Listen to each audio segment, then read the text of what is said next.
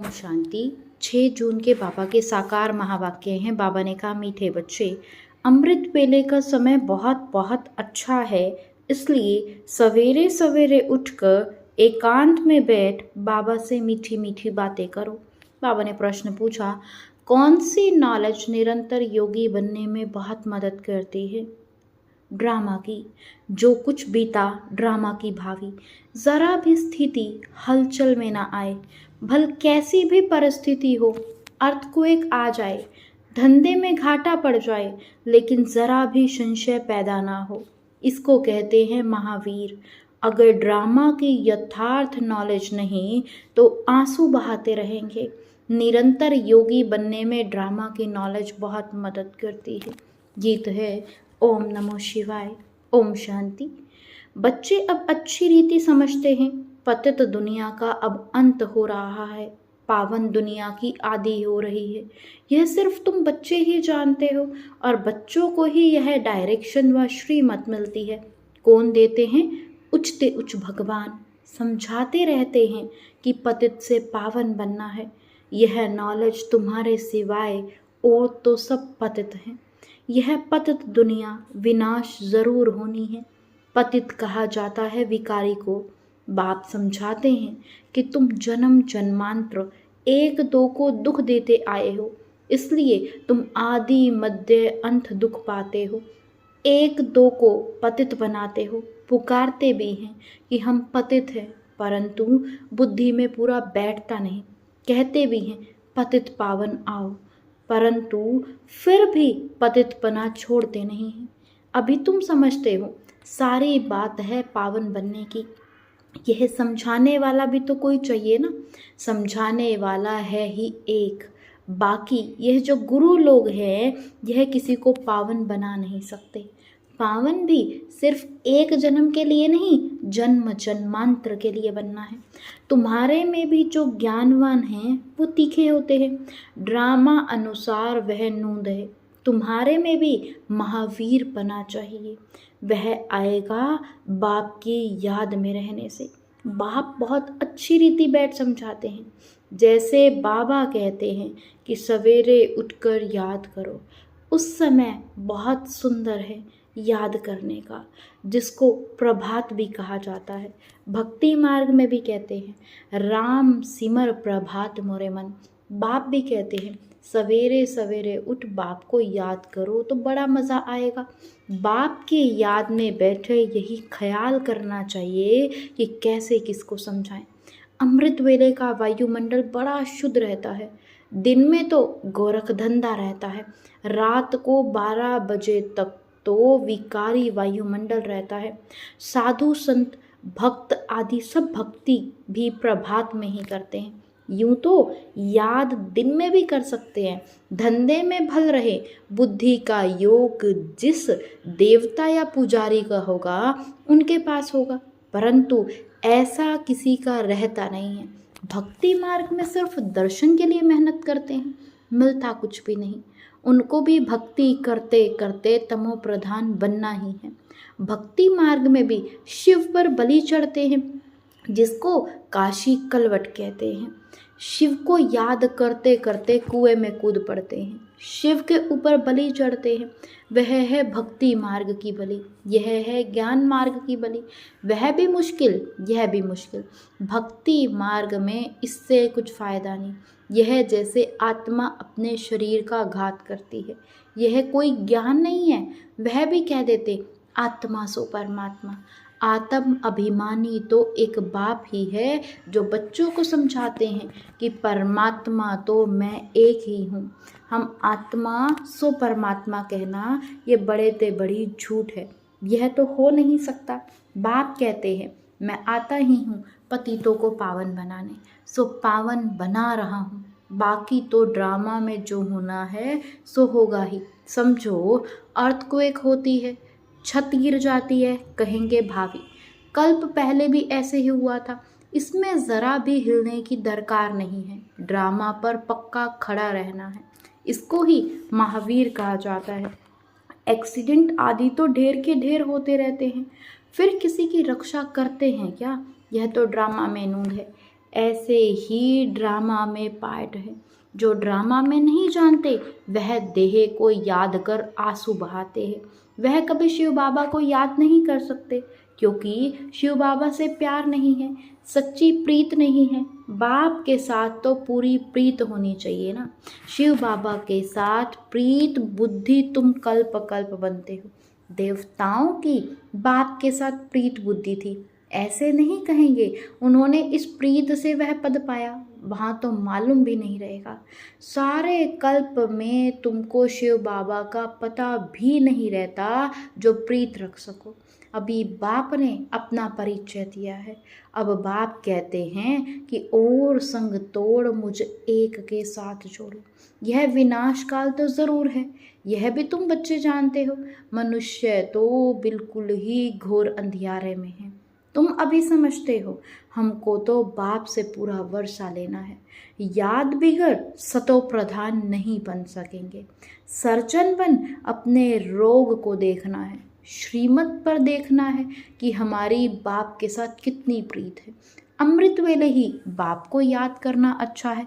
प्रभात का समय बहुत अच्छा है, उस समय माया के तूफान नहीं आएंगे। रात को 12 बजे तक तपस्या करने का कोई फ़ायदा नहीं, क्योंकि टाइम ही गंदा होता है, वायुमंडल बहुत ख़राब रहता है।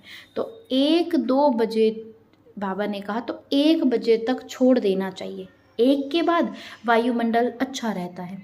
बाप कहते अपना तो है ही सहज राजयोग, भल आराम से बैठो। बाबा अपना अनुभव भी सुनाते हैं, कैसे बाबा से बातें करता हूँ। बाबा कैसा वंडरफुल यह ड्रामा है, आप कैसे आकर पतित से पावन बनाते हो, सारी दुनिया को कैसे पलटाते हो, बड़ा वंडर है। जैसे बाप को ख्याल आते हैं वैसे बच्चों को भी आने चाहिए। कैसे मनुष्यों का बेड़ा पार करे अथवा कैसे नैया पार करे। बाप कहते हैं तुम पुकारते रहते हो, हे पतित पावन आओ। अब मैं आया हूँ, अब तुम पतित ना बनो। पतित होकर सभा में आकर नहीं बैठो, नहीं तो वायुमंडल अशुद्ध कर देते हैं। बाबा को तो मालूम तो पड़ता है ना। दिल्ली में, बॉम्बे में ऐसे विकार में जाने वाले आकर बैठ जाते थे। गाया हुआ है, असुर आकर के विघ्न डालने बैठते हैं। विकार में जाने वालों को असुर कहा जाता है, वायुमंडल को खराब करते हैं, उनके लिए सज़ा बड़ी कड़ी है। बाबा समझाते हैं तो अभी बातें हैं, फिर भी अपना घाटा करने के सिवाय रहते नहीं। झूठ भी बोलते हैं, नहीं तो फौरन लिख देना चाहिए, बाबा हमसे यह भूल हुई, क्षमा करना। अपना पाप लिख दो, नहीं तो वृद्धि को पाते रहेंगे और रसातल में चले जाएंगे। आते हैं कुछ लेने लिए और ही कान कटा लेते। यह भी ड्रामा में पार्ट है। ऐसे असुर कल्प पहले भी थे तो अब भी हैं। अमृत छोड़ विष पीते हैं, अपना ही घात करते हैं और औरों को भी नुकसान पहुंचाते हैं, वायुमंडल खराब कर देते हैं। ब्राह्मणियाँ भी सब एक समान नहीं हैं, महारथी, घोड़े सवार, प्यादे सब हैं। तुम बच्चों को अथाह खुशी होनी चाहिए, बाबा मिला और बाकी क्या। हाँ, अपने बच्चों आदि को भी ज़रूर संभालना है। ऐसे नहीं कि बाबा यह सब आपके हैं, अब आप संभालो, हम तो आपके बन गए। बाप कहते हैं गृहस्थ व्यवहार में रहते कमल फूल समान पवित्र बनो। कोई भी पतित काम नहीं करो, बस पहली बात है काम की। द्रौपदी ने भी इस पर पुकारा कि हमको यह नंगन करते हैं। पुकारा भी तब था जब बाप सुनाने वाला आया था। बाप के आने से पहले कोई को पुकारते नहीं हैं, किसको पुकारेंगे। बाबा आया है तभी तो पुकारते हैं ना। पतित से पावन बनकर फिर कहाँ जाएंगे, वापस जाना है, वह तो यही समय है। सबका सदगति दाता लिबरेटर एक ही है, यहाँ है दुख ही दुख। साधु संत आदि कोई भी सुखी हो ना सके, सबको कोई ना कोई दुख रोग आदि होता ही है। कोई गुरु अंधा लूला भी होता है, ज़रूर कोई ऐसा काम किया है तब तो अंधा लूला आदि बनते हैं। सतयुग में कोई अंधा लूला आदि थोड़े ही होगा, मनुष्य थोड़े ही समझते हैं, बाप ही आकर के समझाते हैं। बाप ही ज्ञान का सागर पतित पावन है, बाकी तो सब है भक्ति। यह भक्ति मार्ग ही अलग है। वह है सीढ़ी उतरने का मार्ग। उतरने में, जीवन बंद में आने में 84 जन्म लगते हैं और फिर 1 सेकंड लगता है जीवन मुक्त बनने में। अगर उनकी मत पर चल बाप को याद करे तो। नंबरवार तो है ना, कहते हैं ना, हमको फलानी टीचर मिले तो अच्छा है, तो ज़रूर खुद कमज़ोर हैं तभी तो कहते हैं फलानी को 2-4 मास के लिए भेज दो। बाबा कहते हैं यह भी भूल है, तुम ब्राह्मणी को क्यों याद करते हो जबकि बाप सहज बात बताते हैं। सिर्फ बाप को याद करो और स्वदर्शन चक्र फिराओ, औरों को भी समझाओ। बस इसमें ब्राह्मणी आकर क्या करेगी, यह तो सेकंड की बात है। तुम धंधे धोरी में यह भूल जाते हो, फिर भी ब्राह्मणी यही कहेगी मन मना भव।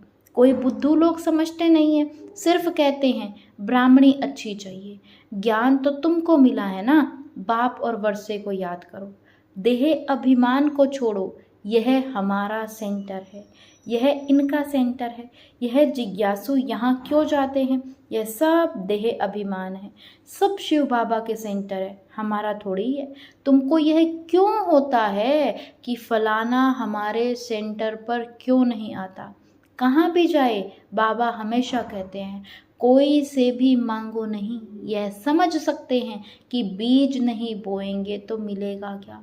भक्ति मार्ग में भी दान पुण्य किया जाता है। अब तुम सब भक्ति मार्ग में ईश्वर अर्थ इनडायरेक्ट करते थे, फिर सन्यासियों को भी बहुत देते हैं। नहीं तो दान गरीबों को दिया जाता है, ना कि साहूकारों को। इसमें अनाज का दान सबसे अच्छा होता है। सो भी बाप समझाते हैं दान करने से दूसरे जन्म में उसका फल मिल जाता है। ईश्वर भी सबको फल देते हैं, साधु संत आदि कोई रिटर्न दे नहीं सकते। देने वाला तो एक ही बाप है, किसी के भी थ्रू देवे। बाप समझाते हैं कि तुम ईश्वर अर्थ देते थे तो भी दूसरे जन्म में तुमको एवजा दिलाते थे। अभी तो मैं डायरेक्ट आया हूँ, तुमको 21 जन्म के लिए रिटर्न मिलेगा।